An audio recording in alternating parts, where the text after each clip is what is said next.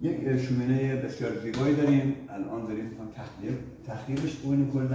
کلا ما اینجا رو بستیم. اگه متوجه بشید این قسمت کلا بسته شده که این خاک هدایت بشه به سمت بیرون.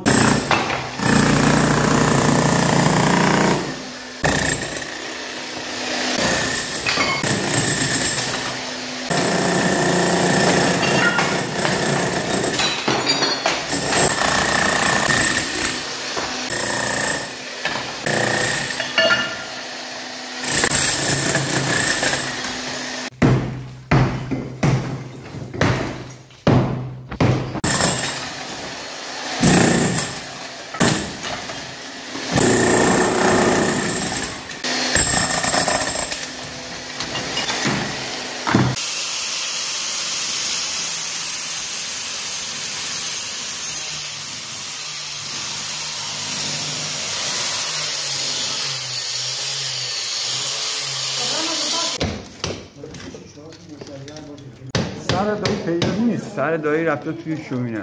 خداوند آدم بزرگ و کوچیک آفریده که برای این کارا دیگه بره اونجا. خدا اینو کوچیک آفریده که بره تو سوراخ‌ها.